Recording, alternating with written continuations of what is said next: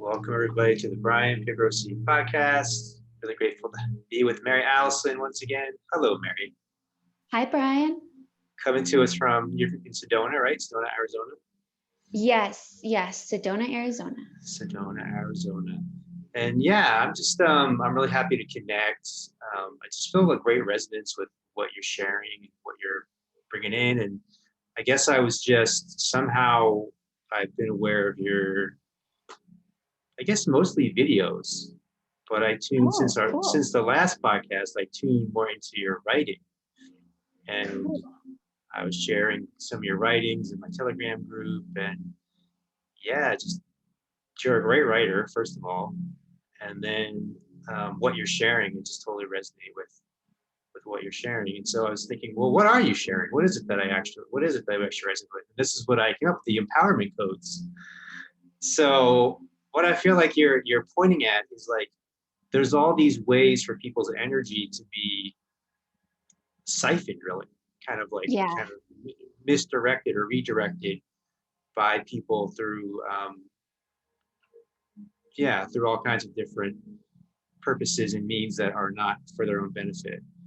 And you're kind of like pointing that out and kind of reminding people to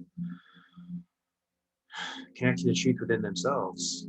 And it's like empowerment is an interesting thing, because empowerment is like, oh, I'm powerful, which is good. But then it's like not a power that's egoic. I think power is different than control, right? That's an important distinction, because you have all these people or institutions or corporations or government entities that are trying to control us, which is not power, right? And I think that's one distinction you make that's really, really great. And then, but the power isn't, it's like the power is a power that's connected to the source, it's connected to the divine intelligence. And when we connect to that channel, then there's this power that surges through us that's beyond ego, that's deeper than the surface level of the story of that we might be attached and identified with. So that feels like that I just so resonate with that message and that reminder that that's possible to connect to, and that, yeah. So I'm grateful for you and grateful for that message that you're sharing with people, that you're sharing with the world. Yeah, I appreciate that. For some reason my little headphone keeps popping out, so I might hold it for a minute, like a Yeah, you look weatherman. like a reporter. Like you look like really important. Yes, I'm here to Yeah. tell you about the forecast today. There's a lot of disempowerment in the forecast for the That's right. future. Just let disempowerment out there in the weather today. Yes, you have to be wary of it. Yeah. Yeah. There's so when I was thinking about empowerment before we logged in Mhm. here, and I was feeling like I actually have a book I'm writing right now about it. So I there's certain things I can't say because I have to finish the book first. But what I was realizing is empowerment, it's a synthesis of parts. And when you see a fractured collective, which is what we have now, not only is our collective consciousness fractured into different parts, but each one of us is fractured into different parts. And because of that, we're less powerful than we could be. Because of that, we're severed from our magic. And these energies that try to siphon us from our magic and our potential and our power, they know that they can siphon our energy when we are discombobulated and distorted. And when we are essentially like a smashed piece of glass on the ground, where we have all these shreds of us that we don't know how to communicate with and connect to. And with real empowerment, it's me taking back the parts of me, the magical pieces of me, and putting myself together and seeing myself in the divine tapestry that I was always meant to exist in. And I feel like sometimes as we go through collecting these parts of ourselves, we accrue the realization of responsibility. So to me, true empowerment is finally being bold enough to be responsible for the life that you're living. And I think that our culture has a supreme fear of responsibility because, I mean, just look at the media and the politics right now. Everything we can do to blame someone for the crisis that humanity is in is such a trend. And it's a trend because we don't want to take responsibility for our own power. And when I was like in high school, I graduated and I said to my parents, I'm not going to college. I'm not living in this matrix. I'm going to go study my psyche and study magic and study empowerment and what I can be. And I kept moving forward into that responsibility of life. And one thing I was grateful for was my parents were like, we cannot help you. Like, we cannot pay your rent. We cannot support you other than wishing you luck. And so I left and I had to take on everything myself. And it was great. Like, I'm so grateful for that responsibility because it's taught me that I have the power to fulfill it. And I just think right now people are scared of that responsibility. What do you feel? I agree, but I wonder, like, what is that fear? Why are we afraid to take responsibility? Yeah, isn't that funny, that fear? I think we're scared of it because one, we've been conditioned and programmed not to take responsibility. So there's a certain docile laziness that comes from not having to be in your own place of responsibility, from saying, oh, this happened to me, or that person said this about me, and I have no power in this situation. When you don't take on responsibility, it seems as though you have no power. And when you don't have no power, there's no excuse for you to fail. And I think when it's time for you to take a quantum leap forward and say, you know what, I'm going to be vulnerable with my heart and with source and God and with my life, and I'm going to try to step into my power. The key word there is vulnerability. It scares the hell out of most people because to be vulnerable with something is something most of us would rather not do. And this, I theorize, is because we live in a bit of a matrix, a bit of a societally programmed place that has wounded us severely through vulnerability. So if I'm going to take responsibility and step into my power, I have to be vulnerable not only with source and God, because this is divine power. This isn't egoic power where I have to be vulnerable with a businessman who wants me to do some weird stuff. This is divine power. When I step into that, I have to be vulnerable with myself as well, source, God, and self.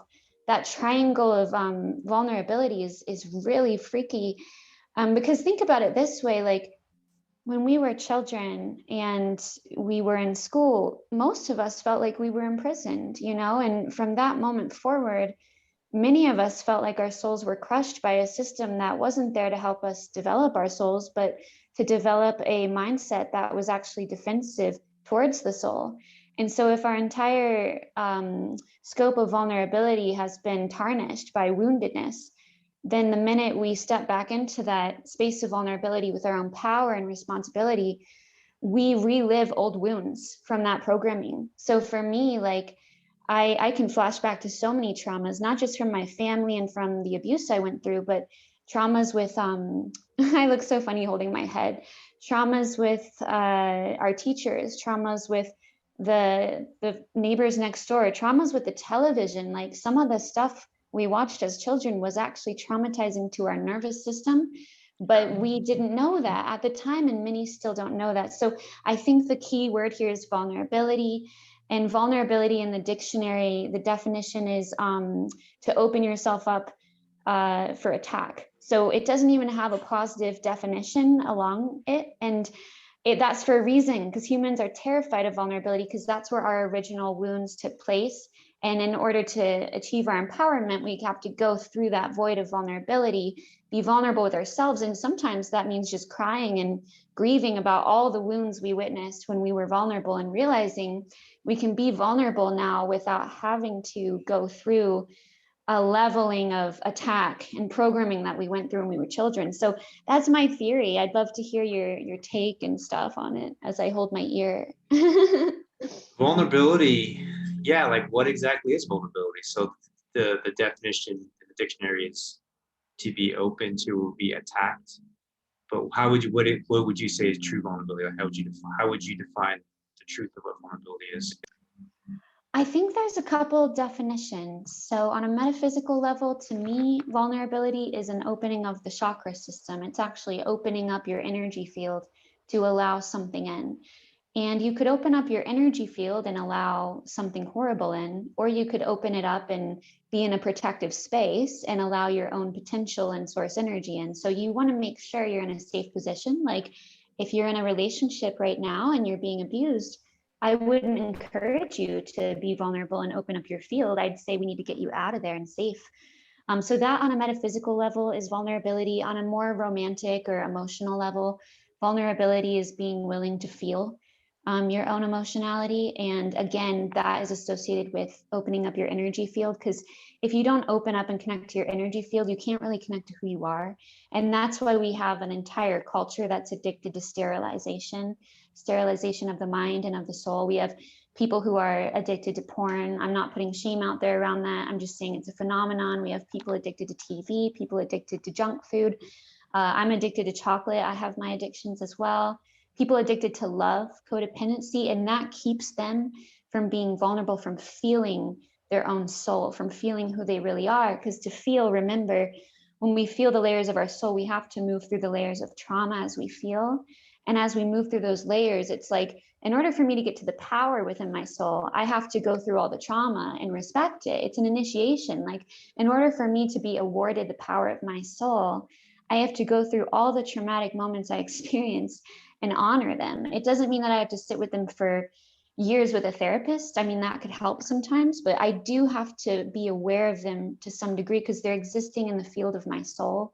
And to me, vulnerability is reconnecting with that field of soul. But I feel like that's an esoteric answer, but that's kind of how I'm viewing it. No, but I think you just hit on something. In my mind, you hit on something really big there, which is, so I was like, well, why are people afraid to take that responsibility? And it's like, because there's a vulnerability. Why are they afraid of the vulnerability? And I think it's pretty clear actually that the reason they're afraid of the vulnerability is because, and this is from, I know I work with people, you work with people, it's like they don't want to relive those traumas. Yeah. They don't want to feel those traumas ever again. So it's like, well, let's not be vulnerable, because if we're vulnerable, we're opening ourselves up to those traumas.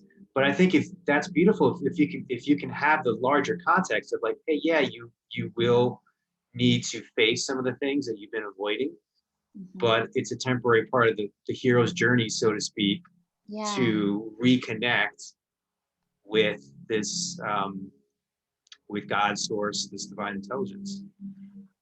Yeah, I like that a lot, because if you think about every hero's journey story, it's never complete without the hero coming to terms with themselves on some degree. You know, like I really like James Bond, the movies, and there's always a moment in the movies where James has to like come to some sort of realization about himself or realign something within himself. And that may be a vain example, James Bond, because there's probably better examples to use. But I completely agree. I think that's a fantastic point. I always like the example of Batman, actually. So cool. Batman was, what's his normal name? I forget his name. I keep Bruce wanting Wayne. to say Luke Bruce Wayne. Skywalker. Oh, Bruce okay, Wayne. okay. Yeah, he was Bruce Wayne, and he was a boy, and he had this tremendous fear of bats because he fell into a well and he was like kind of like attacked by a whole bunch of bats. Yeah, it's in the I guess there's been a lot of different Batman movies, but it was there's a Batman movie that goes through his kind of childhood. And then he goes to like this kind of like a Shaolin temple type thing. It's like somehow we're in Asia and he's on a mountain and all these masters are like training him and stuff. And it's almost like a psychedelic journey he goes in, and he has to go back to that moment and face his fear of the bats. And so he goes through this whole thing, and he goes in that moment, and he doesn't run. He faces the fear, and then something kind of some kind of internal explosions are happening. Kind of all these interesting things are happening inside him, and then he accesses his inner superhero, and the very thing that he feared became then, because he faced it, became his power, became his superpower, and then he becomes the Batman. I love that. That's great, right? That's amazing. That's exactly it. I feel like that's the perfect example. Yeah. Yeah, I like that a lot because like in my life, my biggest superpower I feel is my intuition, Yeah. and I use it for everything I do, and I feel like it's made my life fantastic, and I'm in love with my intuition. And there were so many years in my early 20s where I would break down hysterical because I thought I was crazy for feeling so vividly, for seeing visions. And then I realized everyone can do this stuff, you know? It's like we all have this capacity to see and feel at a deep degree, and animals have that as well. It's called instinct. And it took me a long time to realize that my deepest vulnerability was fearing that I was mentally insane. Because I think in this culture, they use that as a threat sometimes. It's like, oh, if you talk about, you know, life after death, you might be a little crazy. And it's like, no, not really, actually. You know, science hasn't been able to prove that consciousness just resides in the body. So that's not a crazy idea at all. And also, science is funded by people who don't really believe in science, but within a dogmatic structure. So for me, I had to lean into that feeling of being crazy. And then I realized, like, to some degree in this societal world, I'm probably viewed as crazy because I really, really take my intuition so seriously. And leaning into that made me finally accept it and not worry about it. And now it's my greatest badge of honor that I adore and carry with me. So do you have a like shadow that kind of rose you into your power? Yeah, I think there's a lot of them. One that comes from me is that I was really sickly when I was in my 20s. So I had chronic fatigue syndrome, and I was sick for years, and just Wow. got really weak and would get tired really easy and have all kinds of headaches and rashes and all sorts of different issues. I really wasn't like, I was like bedridden a lot of the time. And so that catalyzed my spiritual journey to explore what's the cause of suffering, because I was suffering a lot. So Wow, that yeah. catalyzed a spiritual journey to what is the cause of suffering, and who am I really, why are we here? I started. That's when I first learned about like the mind body connection. I didn't know anything about it before that. So that all started. It just started the whole journey. The whole journey opened up from that point. But then on a kind of a practical level, I got interested in like health and wellness in a way I was never really interested before that. And I feel like that weakness became a strength where um, now I feel like I'm I'm healthier and stronger than most people, my age in the Western culture, because I made it like a focal point where it was a weakness before. So I think you see that in a lot of people where it's like the thing that they're most excelling at is the thing that was like, I'm just thinking of a guy that was, he's like a martial artist now, and he was like bullied a lot as a child and beaten up and Yeah. stuff. So like there's a lot of that kind of a thing where it's like God's actually giving you a gift if you just kind of like step into it. Um, but I wanted to ask you about the intuition part, because this is actually one of the things I wanted to talk to you about. Oh, cool. Yeah, and I think you're right. Like when you have that intuitive sense, it's like you're having a direct communication with truth, with God, with source. And I think the the people who want to control humanity, don't like that, because then they want you to listen to them, what they want to tell you to do. And so it's like, oh, Yeah.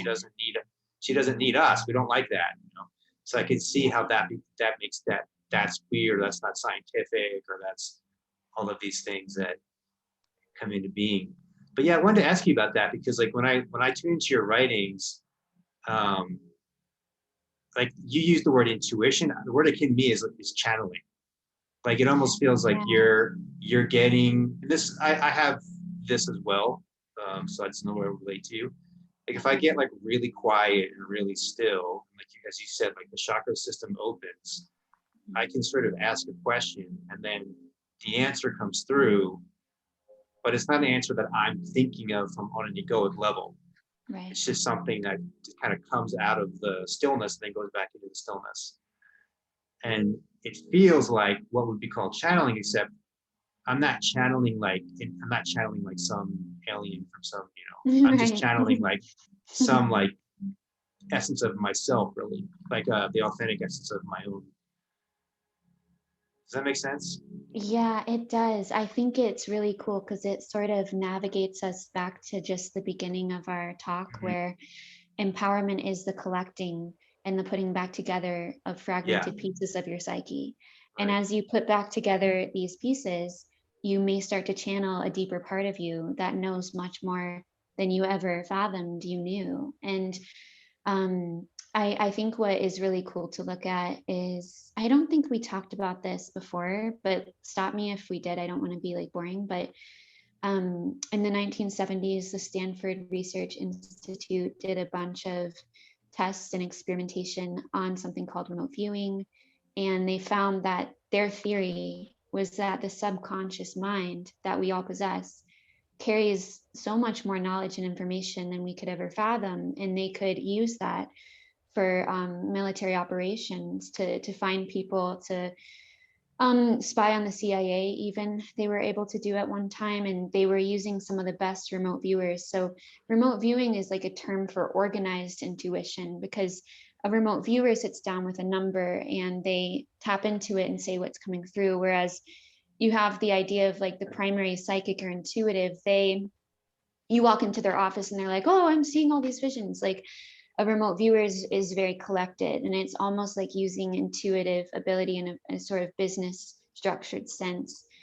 And it's quite brilliant, I actually think. And so if anyone wants to look deeper into it, there's so much information on it, but some of it is being suppressed right now because people who try to control this paradigm, who will never get away with it, really want us to ignore our intuition. And the last thing they want is for us to feel again, because your ability to feel is connected to your intuition. So what I tell people is like, I'm not connected to my intuition if I'm not aware of my own emotion. I have to be aware of my inner world before I can connect to something else. And so when I do that, there's a lot of emotions that come up, and behind that comes intuitions, and these intuitions, like, they tell me more than I need to know. And if everyone could feel their own intuition right now, they would just walk away from the matrix. It would be over. And that's how Right. powerful intuition is. It's like people would give no time, no attention to the TV anymore. They would focus on each other. They would focus on community. They would want to garden and go back to the earth. And they would be deeply disturbed and in grief because they would realize how much this matrix sort of ecosystem has tried to sever them from their power. And it does that again by the fragmentation. So I guess there is a channeling element. I guess I stay away from the word just because I live in Sedona, and everyone who Right. channels here is channeling like an Arcturian. And I Right. don't vibe as that. Like someone told me I was a chicken alien one day, and I was like, A that's chicken great. But like, alien? yeah, they said that like my higher self had like a beak, and I was like, okay, that's cool. But like I don't I'm like, I don't feel like I can use that to help people in the matrix right now. So I'm not gonna come out and be like I'm a chicken, just because it's like, what is that gonna do for us? But I do think I like the word channeling when we apply it to great geniuses like Nikola Tesla.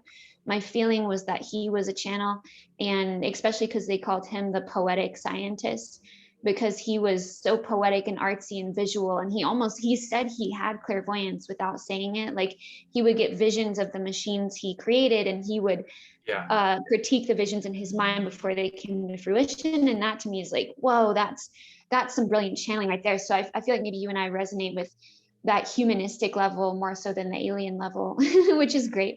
Well, the story level, I think that's the thing. Now, I mean, I think it's, uh, I don't have any assessment of whether people are doing that or not doing that. I mean, I actually think people are doing that.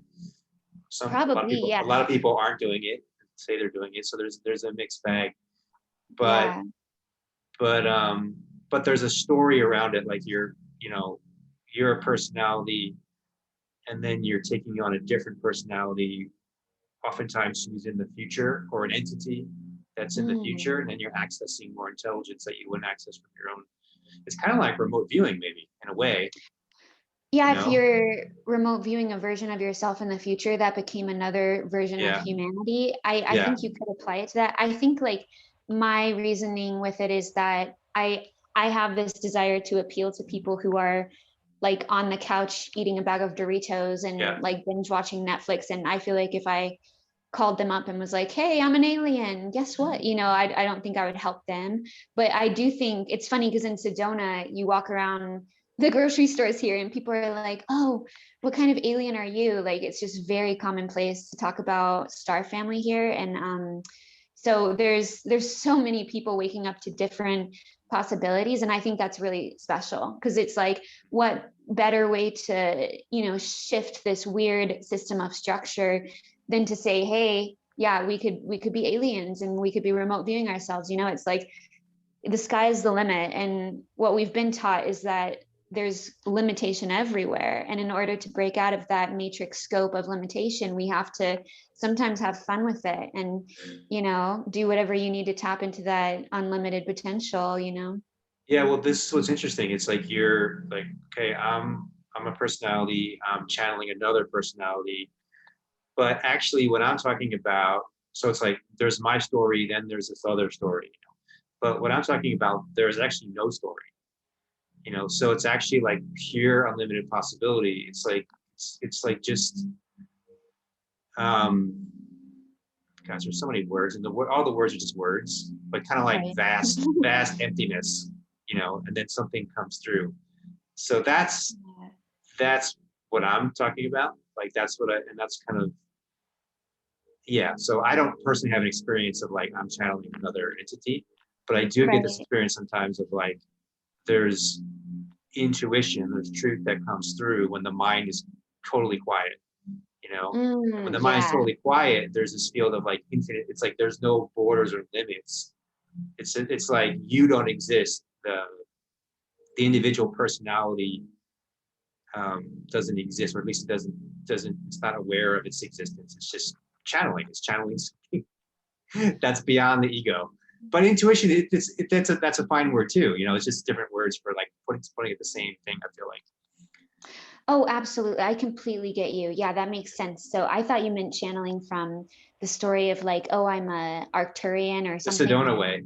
Yeah, the Sedona way. But I get what you were saying is what I was saying as well, where it's like a pure channeling where there doesn't need to be a story about the persona, because the Yes, persona is a branch yes, of the ego. And while I do value yes. each person's persona and ego, the ego can be easily hijacked. And that's why you want the information to come through a pure place, because the ego, I mean, oh my God, if I could tell you how many like hijacked egos say weird stuff, especially around Sedona. It's like a minefield of weird Yep. stories and things. And the ego is brilliant at making us deal with our wounding in a completely toxic way and turning it into some sort of glorified story. And I don't know, it's so funny. So yeah, I completely agree with you on that. Absolutely. Yeah, and you talked about the emotion, like being able to detect the emotion. And one of the things I've been seeing even more clearly lately that I would add to that is being able to connect to the body. I feel Yeah. like we're really disconnected from the body in our culture, in our society. And the body, it's almost like we're just like heads, just kind of heads like walking around, Yeah. But like all this intelligence from the neck down, Yeah.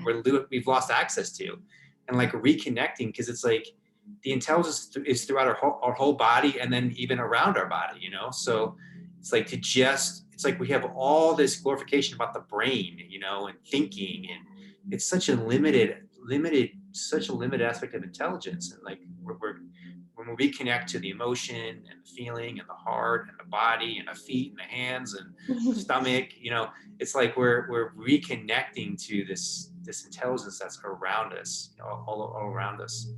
Wow. I love that you said that because I did this meditation last night where I just like held different parts of my body and I was honoring all of my body because you're right. There's so much verbial focus upon the head where the head is nonstop talking to itself. And It's going around in I think circles. yeah, I think it's an illness that our society has of being too caught up in the mind. And I feel like we may look back on these times and say, wow, look at how ignorant those humans were. Like, they were so caught up in their own brain and hijacked by their own ego that they didn't know how to use other parts of their intelligence and your intuition, which can sometimes come through the gut, like a gut instinct. That's an intricate part of your intelligence. And we're ignoring those parts of us by, I think, by the academic models we're subjected to as children. I hate to be so anti-school today, but they teach us to focus only on the head space and to only use our brain. And I do wonder, is that why there's so much mental illness in this culture? Because people's souls are crammed into their brain, and it's like they don't get to feel and they don't get to intuit. And they, what happened to singing and dancing and expressing through different modalities of the body when we throw all of that away and we put all of this pressure on the brain breaks down, and then we have mental illness everywhere. So I'm so with you. Yeah, and I think to me, this is the biggest thing I see with the whole Corona stuff too. Is like people are just in this thinking. We're so yes, thinking is like an illness, or it's our biggest. How did you say it? I don't know. Yeah, thinking is like where we're stuck in a way that we're getting focused on this narrow band that is limiting also their intelligence, and it's really making us, just to be honest, like stupid. It's making us dumb. It's making us not able to like access our wider intelligence. So that's bad enough. But then on top of that, there's this arrogance that comes with it. Like, oh, we're so smart because we're thinking all the time. We're the smartest ones. You guys aren't smart because you don't think all the time, and it's like, no, this goes into what I wanted to go into what intuition is more as well. But yeah, I think that what I see happening is people are thinking, and because they think that thinking is the highest form of intelligence, they just keep thinking, and then they're not present with what's in front of them. So they can't see the obvious thing that's right here because they're thinking and thinking and thinking, where it's like someone who's just like not thinking as much or is connected to a deeper intelligence is just like, oh, but look, don't you see? Look around, like it's obvious. It's like I remember saying things a lot of like using the phrase common sense a lot. Like I would say like, this is common sense. Right. Then I'm like, well, if it's not common, then is it common sense? Maybe I should stop saying Right. that. But the sense part, right? Being able to just sense what's here and like just be present to what's here, as opposed to thinking about what's here. Just notice what's here. So that gets to me to like intuition. Like to me, a lot of what intuition is just being able to, it's like direct perception. It's like, kind of. Yeah. Yeah. Go ahead. Yeah, I have this theory that I'm kind of feeling as you're talking about that. I love how we can always like just bounce off of each other. Because what I was feeling when you were saying that, and I totally catch your drift too, I feel there's a difference between thinking, like actual contemplative thinking, versus mental possession. And when I Yeah. use the word possession, it sounds like I'm talking about a ghost or a spirit, and I'm actually not. I'm talking about an ideology possessing the brain to the point where the brain almost becomes catatonic or schizophrenic, and the brain only focuses on that one ideology again and again and again and again. So in politics right now, and with mainstream, I shouldn't even call it mainstream news, but corporate media, we see this possession of the mind. And they do that by hijacking thoughts into a place of patterned insanity, where the thoughts cannot stop but to regurgitate themselves again and again. And eventually, the mental possession becomes a true virus. And so I think what you and I are looking for, we're like, hey, where are the critical thinkers? Where are the people who are actually philosophical, who actually want to contemplate life, versus the people who are just regurgitating a narrative that their mind was possessed by? And then you have to ask, well, how can the mind be possessed by these crazy ideologies? Well, when there's unresolved trauma in the mind will grasp onto anything to feel a sense of connection. And so these ideologies, hey, for example, all white people are evil. That's been a common ideology spewed out this last year. That ideology gives people a sense of truth to cling to, and that truth, it emboldens their rage, their unprocessed rage. And even I've seen like a lot of Caucasian people turn on each other and say, oh, Oh you're a yeah. racist because you don't have any African American friends, turning on each other for no reason. I'm not talking about things with reason right now. I'm talking about insanity right now. And so when people don't have a way to process their emotions, the poor mind becomes so overwhelmed with emotional suppression that it eventually processes into a state of insanity where it's overthinking ideologies to a point of mental distortion, and it's using them as a way to distract itself from its own internalized pain that it cannot process. So I think that's what we're getting at with the mind and how it's been used against itself, really. Wow, there's a lot of different things that came in mind there. But yeah, I think guilt and shame Yeah. are like that's one of the things I'm talking about is like guilt and shame. I feel like is kind of being glorified right now. Yeah. Fear, anxiety. I'd say Mhm. fear, anxiety, guilt, shame. Those are kind of glorified as like it's very obviously very strange, but it's like if you don't have those things, then you're not like a smart thinker or you're not like educated person. This is not what I say. This is what they say. So it's Right. like if you're an educated, you're some kind of educated, liberal, urban, cool, hipster person, then you have this sense of guilt and shame and fear and anxiety, and that's cool. You're cool. But if you're kind of like relaxed and you just love yourself and feel good about yourself, then that's kind of like, hey, you're not really with the program, literally like the Right. program, you know. So yeah, Mhm. that's really interesting, and that kind of you get hooked in that way to all the ways of control that came into being from that. The other thing that came into my mind about the critical thinking, yeah, I like that a lot, like possessed thoughts. So it's like kind of thinking the way I thought of it is like thinking consciously and intentionally instead of unconsciously, or reactively from a reactive place. But with the critical thinking, I think it's kind of like the true sense of science. It's like first you have to observe what's here, and then you think about what you're actually observing. But I think what I'm seeing happening is people aren't even able to observe what's here because they're so lost in thought that they're just basically it's like thoughts observing other thoughts, observing other thoughts, observing other thoughts, observing, you know what I mean? It's like they're completely losing touch with what's here. So then it's like, well, these people are crazy. That's a sense of like the true crazy person, like the person that's, you know, the person that's walking down the street talking to someone that doesn't exist. Like they're not actually observing what's here, what's in front. So that's what I see happening. Like for example, we've talked about like the mask thing before, and it's like with the mask, it's like, well, I'm not sick. Like I can't get past that initial point. It's like, if I was sick or if I was like blowing out snot or something, then Right. okay, I could see it would the observation could make sense to like protect me from projecting things onto people or something. It's like, Mhm. but I'm not sick, you know?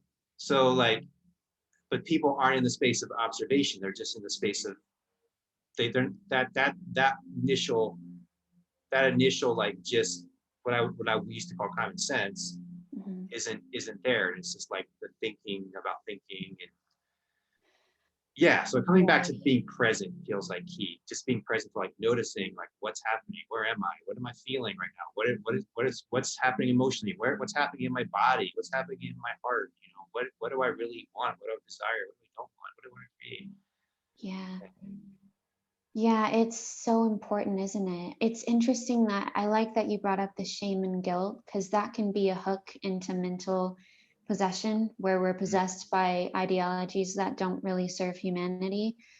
And it's interesting because earlier in the conversation, when we spoke about how if you want to come into empowerment, you have to come into responsibility, taking responsibility for your power and your path. And my theory is that there's so much shame in the collective because I shouldn't say no one, that's really pessimistic, but many people are divorced from their own purpose. And when you have no reason for existing, when you feel like your life's just passing you by and you're just watching it, when that level of dissociation is so severe, you develop a sense of guilt because you've abandoned yourself, you've abandoned what you're here for. And there's something deep within us that all of us are here for, that only you can find in your own introspective internal journey. So when we have that unconscious guilt surrounding us because we're not following what it is we came here to do, they can use the silliest of stories to hook us into guilt because we're already so vulnerable to our own guilt and so unaware of it, that they could come to me and be like, oh, I had a lady actually tell me, I was in a store and I wasn't wearing a mask, just getting my celery and for my celery juice. And this lady came up to me and she's like, I hope you know you're a murderer. And I'm like, yes, yeah. So that's just hooking into, if I had a lot of unconscious guilt about my existence, that would be a good hook for you. I actually don't though. So you saying that makes me actually a bit concerned about where you're at in your life. And I hope you can find a way to feel better, because if you have a lot of rage like that, maybe you should take it all out on like the multi-billion-dollar sex industry that's trafficking children instead of me getting my salary. But to them, they can't. I think people who've been mentally distorted from emotional complexity, they can't really sorry, there's a bug, they can't really see it that way because the emotions are distorting everything. It's like seeing something through broken glass, it's fragmented. And before I know it, I look like the bad guy to them when all I want is to make some yummy veggie juice with them and sing songs, So yeah, I resonate with that. And the guilt, it's so huge these days, but people are waking up to it, that people like you, and Yeah. there's so Yeah. many great people speaking up about it. I'm so happy to see it. Yeah. Me too. It's an exciting time Yeah. to be here. Very perilous and scary on a certain level, but exciting.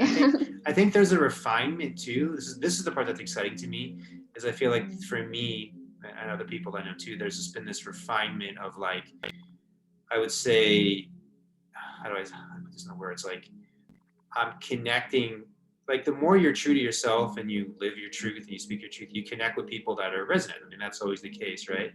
Right. But it's kind of like, if it gets more challenging, then there's, for a little while there's like less people who are able to remain true to themselves, and those people kind of find each other, and it's like this higher level of alignment.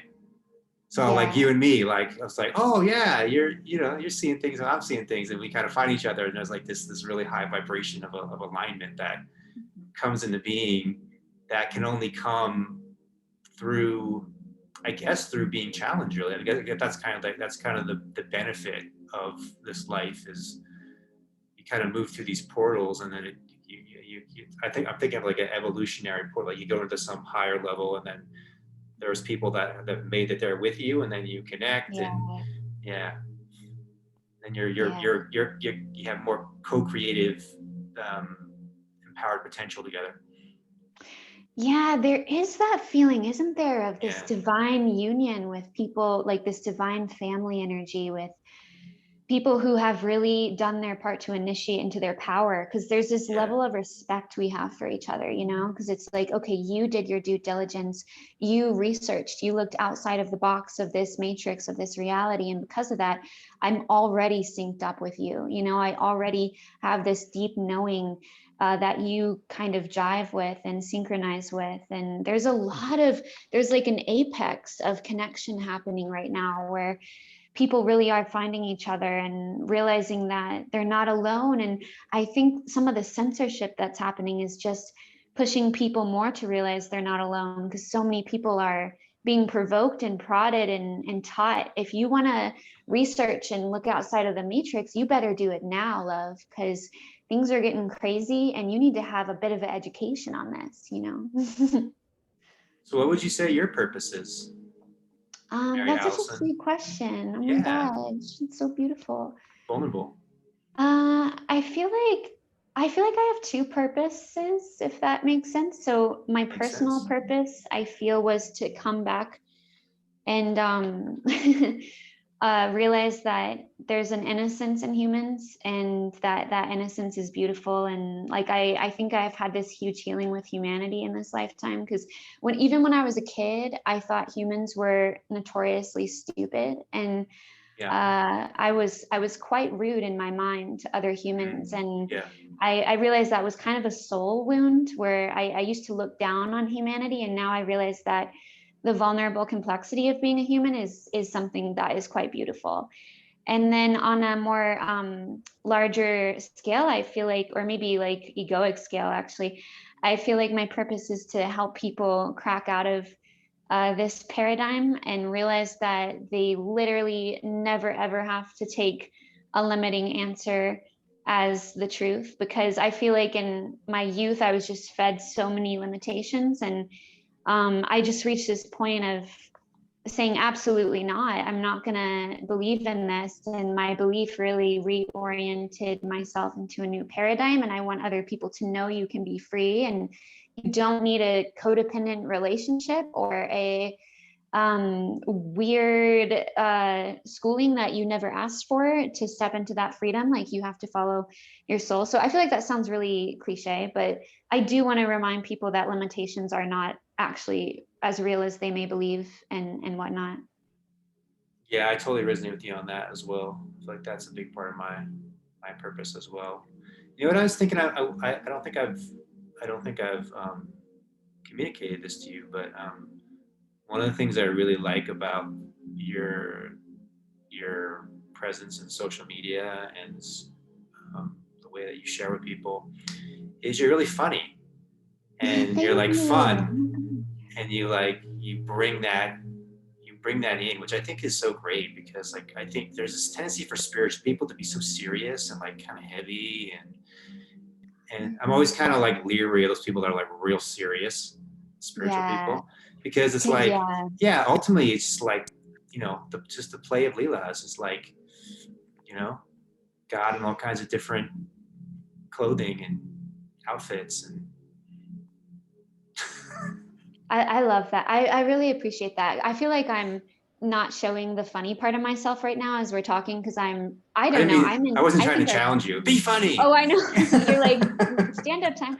Yeah, I know. I just really appreciate that, because I decided yesterday, or not yesterday, it was the other day, that I want to share more of like myself with the world. And I'm a human who's learning a lot. Like, I was driving around the other day and I flicked someone off.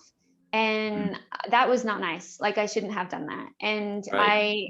like, I have issues. And in the end of the day, I think it's funny. I don't think it's funny to flick people off, but I think it's funny that we're all just these like humans trying our best, and we all stumble, and like, I feel like some of the spiritual teachers who they get really serious. I feel like they're coming from their head too much. They're like over analyzing Same thing. spirituality, and Yeah. and they're just consumed with their own thoughts, and they're like, this is what, and it's like, oh my God, relax, like, Yeah. because Have a good serious. time. Yeah.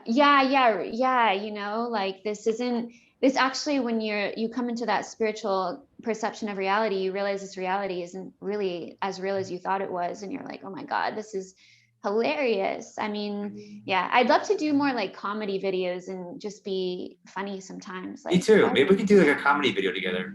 I love that. Are you coming to Sedona sometime? Yes.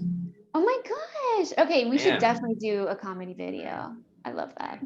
I did, not many people know this, but I did a comedy. It's so funny this is coming up.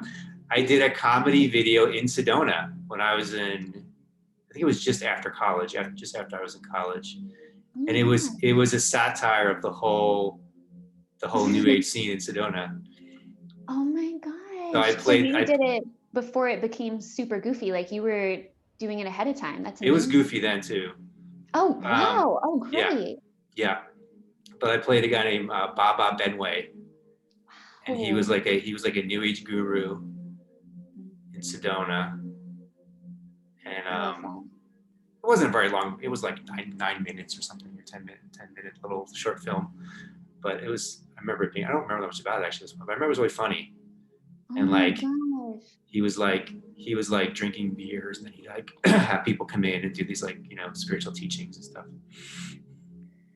Oh my gosh. If you find it, you gotta send it to me. I love that. Cause like just walking around Sedona, I just crack up. It's so funny sometimes. I And think I think that was the joke of it, was like the lack of authenticity of like this guy trying to play a role, you know? yeah. So he's like Yeah. he's just like you say, he's like a regular guy drinking beer and like probably flipping people off in the car, and then he plays like Sounds this like me. character, and like it's like theater, like plays a character, wears the outfit, you know, all these people are like, you know, everyone's getting what they want in the performance, and but you know, Right. there would be this other level of just kind of being authentic instead of like just being a performer. Oh my God. I love that. I almost wanted to take like a camera and go around Sedona one day and just film people. Cause I was like, y'all are just making the show for me. Like I don't even have to make fun of you. Yeah. Cause it's so funny what you run into. It's just, oh my God. And then it's comes from such an innocent place too. It's like a lot of young adults who are just like, they think they found their way through the identity of spirituality, and they don't even know what spirituality is. And Yeah, they found a new um identity. yeah, they just found a new identity, and then they there's like I don't know, there's just It's like like wearing a it's like different uniform. yeah, Sedona, you know what? Sedona's like LA, but you just have the word spiritual in front of it. Cause I saw that like the other day Totally. they were offering like spiritual strip classes, like how to strip spiritually. That's And hilarious. I'm like, how do you, okay, that's cool. I don't know. I don't know what y'all are doing, but more power to you for being bold, but and weird, but yeah, it's so funny. Well, I think Sedona literally has a lot of people from California that Yeah, right now, transplant. actually, Yeah. yeah, everyone like who was local to Sedona has been kind of kicked out because Mhm. Californians have come in and there's no houses available. I want to touch in on the purpose thing because I think it's interesting. Like purpose is like there's a purpose of like this is where I'm going. You know, this is what I, you know, kind of a Yeah, directive kind of a thing. And then there's this kind of like, I think for all of us, whoever we are, like part of our purpose is just being in the moment, just kind of moment by moment. And I think yeah, when we're like really connected to that intuition, you know, when you really get into that kind of flow state with the intuition, it's just amazing. You know, it's just like call this person, walk over there, buy this, you know, like go to the grocery store. You know, it's like you're just listening. You don't know, you don't know why you're supposed to do this thing, but then you always realize why later. Oh, that's why I was supposed to do this at that time. Like, so that's the thing I think is really amazing about like the intuition, is that I think you have to first understand that there's this universal intelligence that permeates everything, you yeah, know? So it's like everything's being orchestrated by God or whatever we want to call it, this divine intelligence, which we're all a part of. And then when we're present, we hear our part in the music, you know, in the universe, in the one song, in the orchestration. So then we just know what to do, even if we don't understand it with our minds. You know, we just know what to do. And I think, you know, to live from that place and be able to hone into that and tune into that, which I think is everything we're talking about, is getting access to that. Like that's when that's when you realize what it means to be alive. Like, oh, this is like what it's all about. You know, this is why I'm here.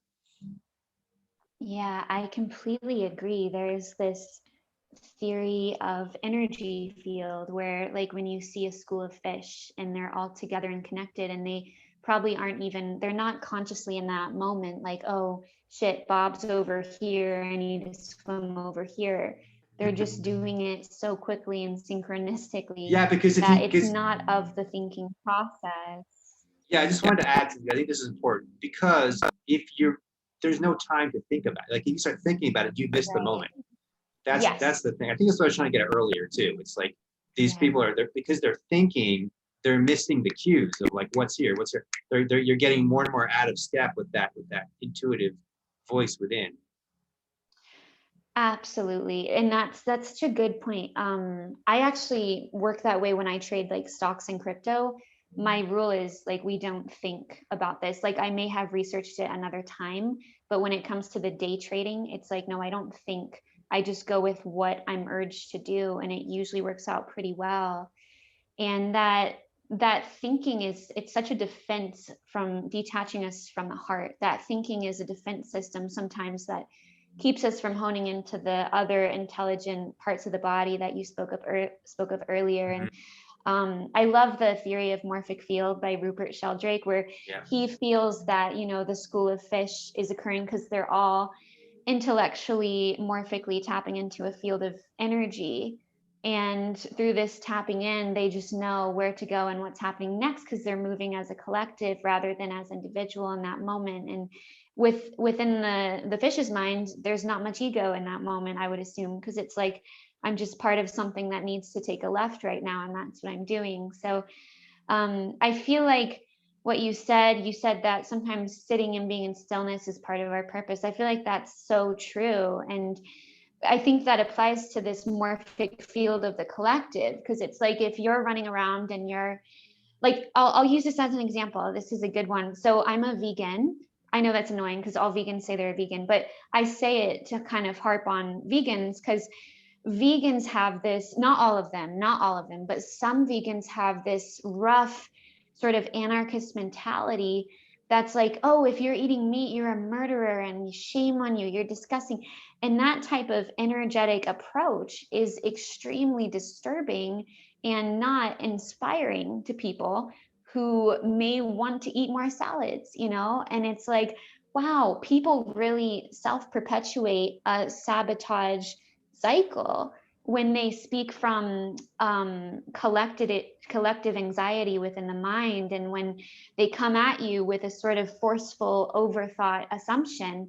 When we overthink, we sort of overdo everything and we lose a sense of flow in life. And that's why I'm such a huge fan of the Tao Te Ching.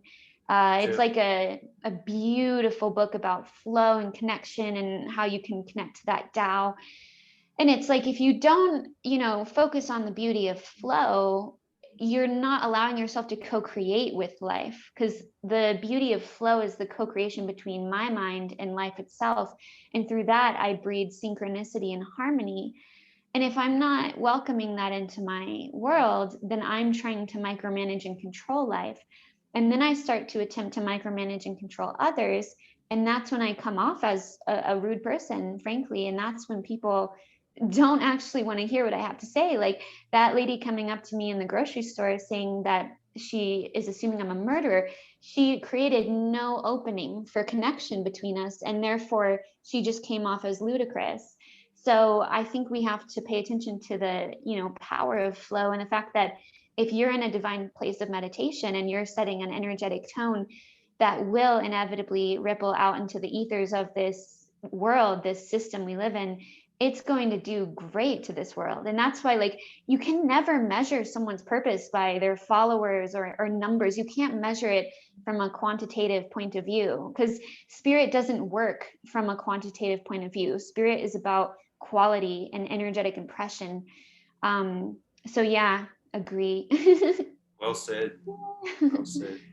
Well, we're at about an hour, I think, which we said we would stick with like an hour. That was so fast. I definitely love talking to you. I will have to go in a minute because I have a washing machine I have to put together. But Brian, this has been so fun. It's so easy to talk to you, and like maybe we could meet once every 2 months or something, like on a regular. It's super awesome. Yeah. Yeah, it always feels like we're just kind of like scratching the surface of like there's so much more we can like dive into and get into together. So absolutely. Oh my gosh. Super grateful. Anything you want to point people to of where they can connect with you, or what they should do with themselves, or how they, you know, any good music or jokes or cool movies or your website, or how people can get in touch with you?